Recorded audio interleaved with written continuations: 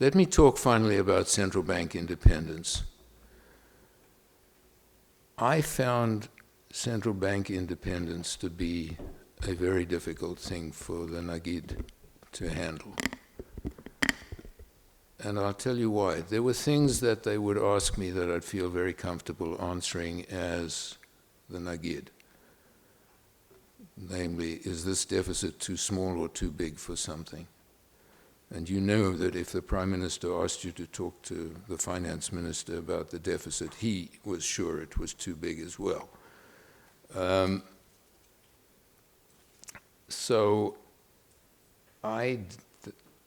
But I recognize that on many questions that were asked me when we testified in the Knesset, that there was no answer that I as an economist had that was professionally correct. If they asked me, do you think we should spend more on education and less on defense? Did I have any special knowledge that enabled me to answer that question? I just say, no, I'm an ordinary citizen. It's the subject that the politicians, you politicians, have to decide. So I think the issue of independence of the central bank is complicated. It's much easier to have an independent central bank in a parliamentary system as the British have.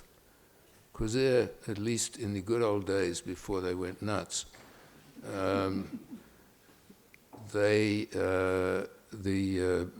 you could speak to the Prime Minister and the Finance Minister, and that was it. You've got the thing in your pocket, and you've got it through the Parliament when you have a majority government. And Israel is much closer to that than it is to the United States method, which is there are 545 or 535 members of Congress. Party discipline is weak. They all want to be in the newspapers every day. And you've got to go around and persuade the Congress to vote for this. And that's a much bigger job than persuading the Prime Minister and the Finance Minister. So it's a tough thing to do. Now, on independence, it's more complicated than it sounds. The Fed has independence in the sense that the government is not allowed to instruct it on the interest rate. Simply not allowed to. That's a crime. But the government changes the Nagid every 4 years. And if Trump wins the election, he will not put Jay Powell in the job for a second term. He will find somebody else and put them in the Nagidut for the his next term. And that will lead to a very different monetary policy. So the Fed is not fully independent of politics. It may be at the time the new government comes in. It will not be if the new government lasts 8 years, because the term of the Nagid is 4 years.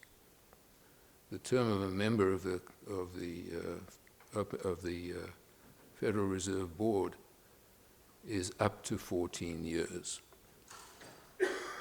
And they did that because they wanted to have a stable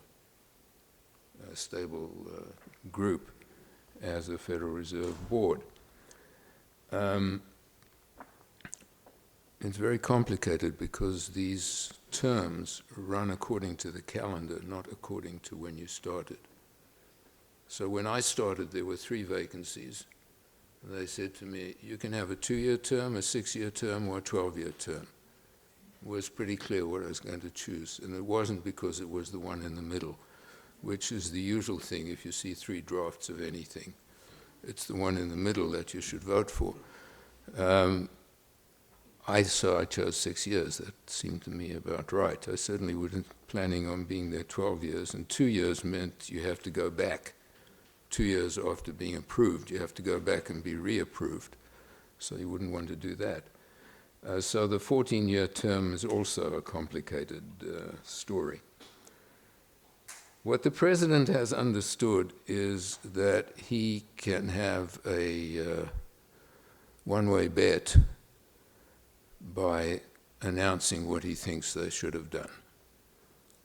So when he tells the Fed at the end of 2018 that you shouldn't have raised the interest rate in December, and it's going to produce a recession, if there will be a recession, he will be there.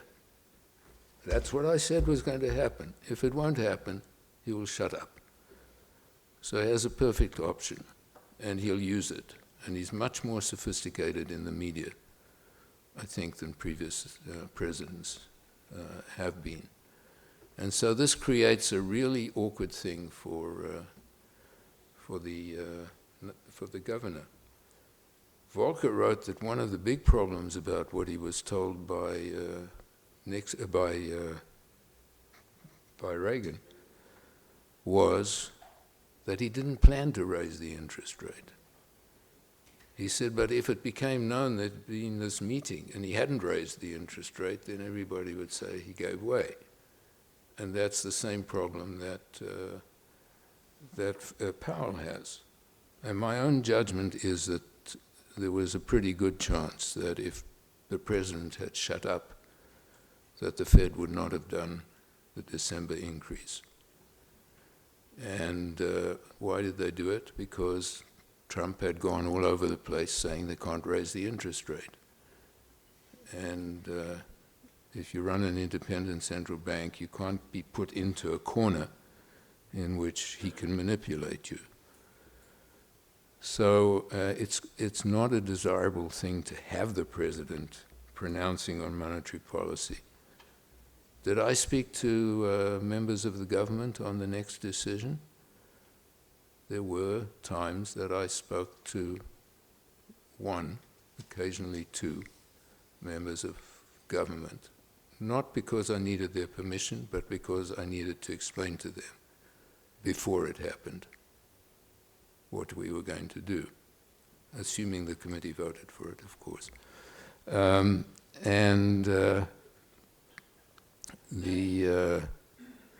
That was a difficult thing to do. I never talked about it with anyone, except the people I talked to, in the government. And I think this thing is a problem that has been handled well by many countries, and that we've handled well. But I think it's a mistake for people on the committee to assume that they have full independence. There's that. There's my other complaint, which I see Carnet's smiling about because she knows what it's going to be, which was, yes, we are independent, and we have one bad decision we can make. If we make two bad decisions, we won't be independent. So, because the law can be changed without any difficulty. So it's complicated, and you have to be very careful. And I'm just about to give Rafi Melnick 5 minutes. What do you need? It's all I've used all I need. So let's